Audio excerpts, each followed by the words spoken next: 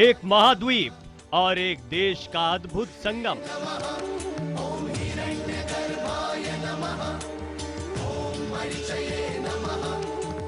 कारोबार भी, संस्कृति भी और रिश्ते जोड़ने की कोशिश भी। I am Africa.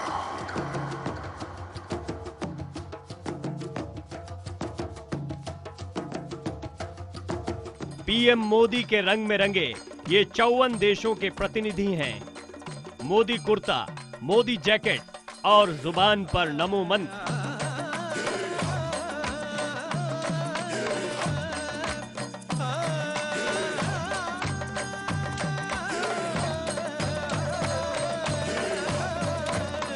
(1983) में गुटनिरपेक्ष देशों की बैठक के बाद ये कूटनीतिक तौर पर भारत का सबसे बड़ा अंतर्राष्ट्रीय आयोजन है।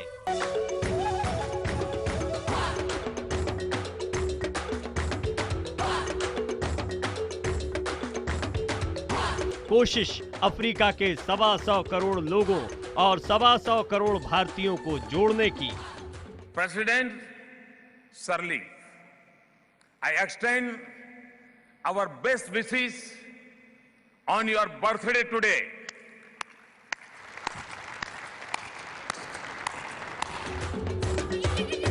कोशिश एक युवा महाद्वीप और एक युवा देश को जोड़ने की।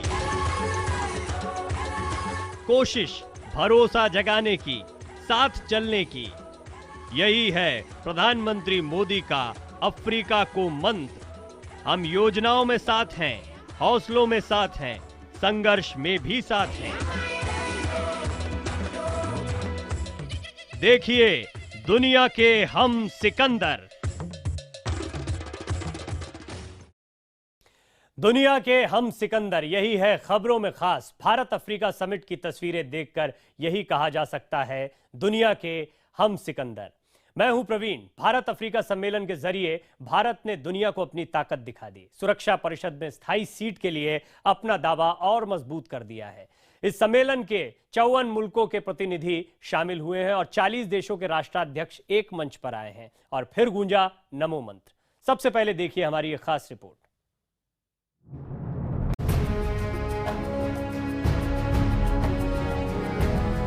दिल्ली के इंदिरा गांधी स्टेडियम की तस्वीर गवाह है दुनिया की 1/3 आबादी के नुमाइंदगी। 10 नहीं, 20 नहीं, करीब 240 करोड़ लोगों का प्रतिनिधित्व करने वाले नेता एक ही वक्त में एक ही छत के नीचे नजर आए।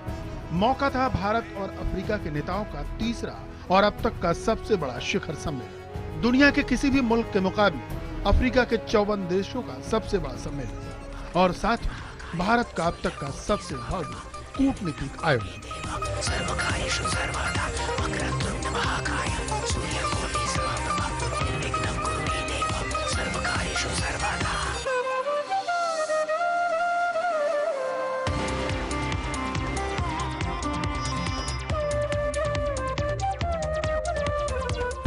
प्रधानमंत्री नरेंद्र मोदी के न्योते पर आए 40 अफ्रीकी राष्ट्र प्रमुखों और सभी 54 मुल्कों के प्रतिनिधियों के स्वागत में भारत ने भी गर्मजोशी दिखाने में कोई कसर नहीं छोड़ी। India Africa development fund. वहीं अफ्रीका के साथ साझेदारी का ताना बाना मजबूत करने की कड़ी में भारत ने दुनिया की 110 करोड़ आबादी वाले अफ्रीका के लिए मदद का खजाना भी खोल दिया। अफ्रीकी देशों को भारत $60 करोड़ की मदद देगा। इसमें $10 करोड़ का विकास कोष, $1 करोड़ का स्वास्थ्य कोष शामिल है। कम ब्याज पर अफ्रीका को $10 अरब का कर्ज भी दिया जाएगा। इसके अलावा 50,000 छात्रों को स्कॉलरशिप भी दी जाएगी। 2/3 of India and 2/3 of Africa is under the age of 35 years. And if the future belongs to the youth, then this century is ours to shape and build. Africa के साथ दोस्ती की यह कवायद विश्व राजनीति के मंच पर देश को विश्व विजयी बनाने की पीएम की रणनीतिक विजन का हिस्सा है।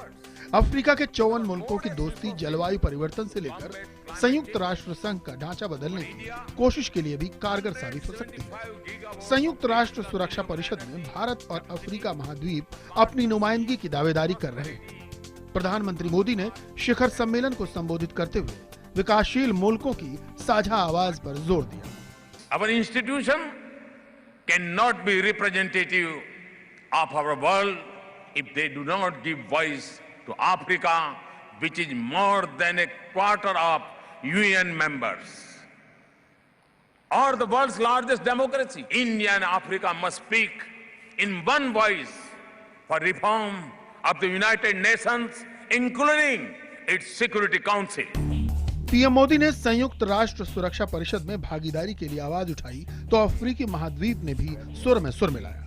अफ्रीकी यूनियन के अध्यक्ष और अफ्रीका के सबसे उम्रदराज राष्ट्र प्रमुख जिम्बाब्वे के राष्ट्रपति रॉबर्ट मुगाबे ने कहा, हमें सालों तक दरकिनार किया गया। We have remained underdogs at the United Nations, where we should have been treated on equal terms as human beings equal to others.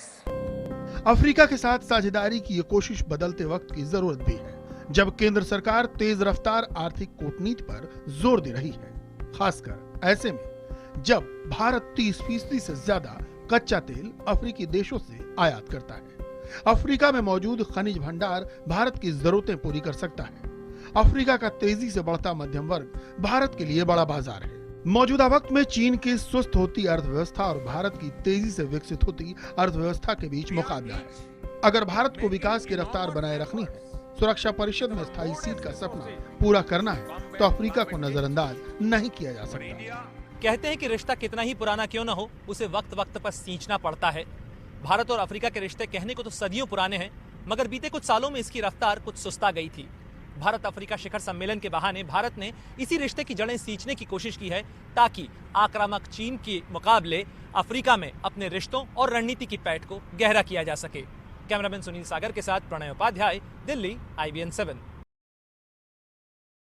और इस सम्मेलन को कामयाब बनाने के लिए पिछले कई महीनों से तैयारी चल रही है। केंद्र ने लगभग हर अफ्रीकी देश में अपने मंत्रियों को न्योता लेकर भेजा था और इसी का नतीजा है कि 1983 के बाद दुनिया के इतने बड़े नेता एक साथ भारत में आए। सम्मेलन की तैयारियों और पीएम मोदी के रंग पर देखिए हमारी एक और खास रिपोर्ट। एक तरफ दिल्ली का इंदिरा गांधी इंडोर स्टेडियम और दूसरी तरफ संयुक्त राष्ट्र का असेंबली हॉल। असेंबली हॉल ने दर्जनों बार इतिहास बनते और बिगड़ते देखा है, लेकिन भारत अफ्रीका फोरम समिट में इंदिरा गांधी स्टेडियम भी उससे कम नजर नहीं आया। उतना ही भव्य, उतना ही शानदार, उतना ही ऐतिहासिक। इस समिट के लिए इंदिरा गांधी स्टेडियम को बहुत ही खूबसूरती के साथ सजाया गया था। आधुनिक तकनीक से लैस उपकरण और परंपरागत साज सज्जा। इस हॉल की क्षमता एक साथ 15,000 लोगों को बिठाने की है। पहले भी यहां एक से बढ़कर एक आयोजन हुए हैं, लेकिन इस बार बात कुछ अलग थी। जब प्रधानमंत्री नरेंद्र मोदी बोलने के लिए मंच पर पहुंचे, तो हॉल तालियों की गड़गड़ाहट से गूंज उठा। इस वक्त स्टेडियम में माहौल वैसा ही था जैसे संयुक्त राष्ट्र में संबोधन के वक्त होता है।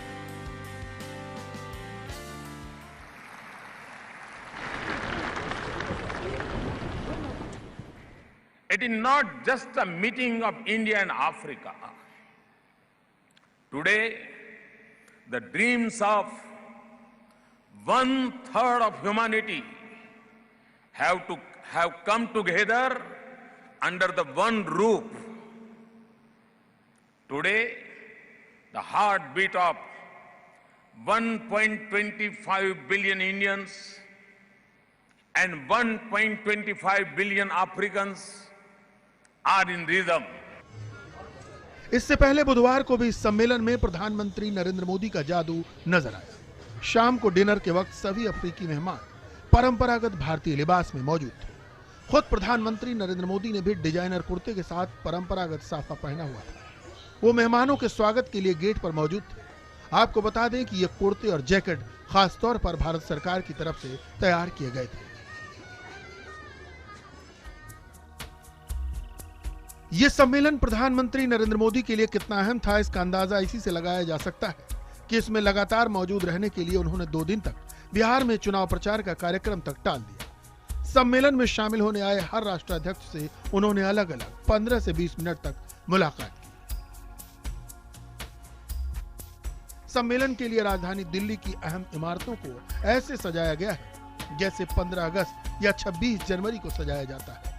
राजपथ से लेकर राष्ट्रपति भवन तक सब कुछ जगमग है। ये कह रहा है कि यहाँ के हम Sikandar. Bureau report, IBN 7। Bharat का मकसद अफ्रीकी देशों के साथ कारोबारी संबंध मजबूत करने के हैं। इसी सम्मेलन के दौरान आई एक अच्छी खबर ने इसकी रौनक और बढ़ा दी। आइए वीडियो वॉल के जरिए देखते हैं इस खबर में क्या है खास। देश में कारोबार करना अब आसान हो गया है। कैसे, कुछ पॉइंट्स पर नजर डालते हैं। अगर बात करें कारोबार के लिहाज से कौन सा देश किस पायदान पर है, तो इस बार रैंकिंग में भारत 12 पायदान ऊपर आ गया है, यानी वहां पर स्थितियां सुधरी हैं। पिछले साल भारत की रैंकिंग थी 142वीं, इस रैंक पर था भारत, लेकिन इस साल 130वें नंबर पर आ गया है भारत, क्योंकि देश में कारोबार करना आसान हो गया है। 2004 में कारोबार शुरू करने में 127 दिन लग जाते थे। ये एक एस्टीमेट है, अगर बहुत आदर्श तरीके से सब काम चलता था तो। लेकिन अब कारोबार शुरू करने में महज 27 दिन लगते हैं। इसीलिए भारत की स्थिति, भारत की रैंकिंग सुधर रही है। अगर कारोबार के लिहाज से देशों को देखा जाए तो कारोबार शुरू करने के लिए पैसे की सीमा भी खत्म हो गई है। पहले एक निर्धारित सीमा पे ही आप कारोबार, पैसे की निर्धारित सीमा पे ही कारोबार शुरू कर सकते थे। फैक्ट्री खोलना आसान हुआ है, बड़े कर्ज अब सस्ते हुए हैं, और ये तमाम वजह हैं जिसकी वजह से देश में कारोबार करना आसान हो गया है। और अगले साल रैंकिंग में टॉप 100 में आना भी भारत का मुमकिन दिखाई पड़ रहा है। भारत एक शक्ति के तौर पर उभर रहा है, और उसमें कारोबार के लिहाज से अगर वो व्यवसायियों को स्वर्ग दिखाई पड़ता है तो ये भी बहुत महत्वपूर्ण होगा। पीएम मोदी का एजेंडा देश को टॉप 50 में लाने का है, और टॉप 50 में हिंदुस्तान के आने का मतलब है कारोबार के लिहाज से दुनिया के स्वर्गों में शुमार हो जाएगा हिंदुस्तान। मौजूदा रैंकिंग के लिहाज से देखें तो चीन 84वें नंबर पर आता है, और प्रधानमंत्री मोदी की सोच है कि वो हिंदुस्तान को 50वें नंबर पर लेकर आए जल्द से जल्द।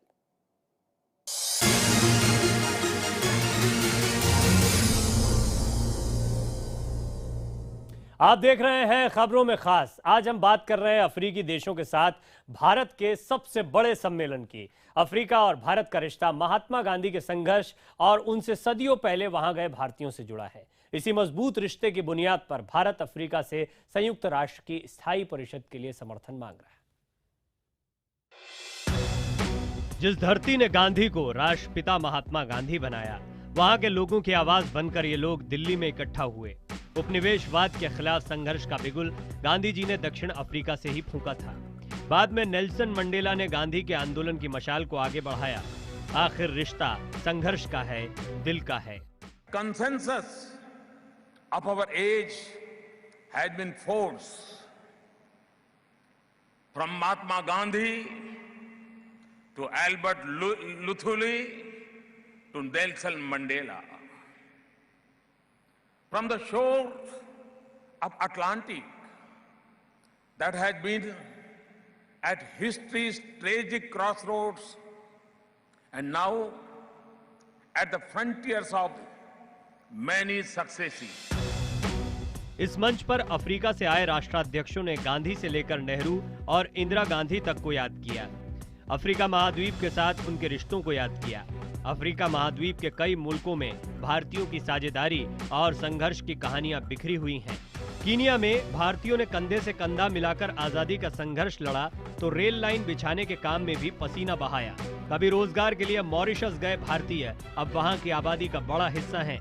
अफ्रीका के साथ साझेदारी की समृद्ध विरासत के बावजूद भारत अपने रिश्तों को कारोबार के नजरिए से मजबूत करने में चूक गया।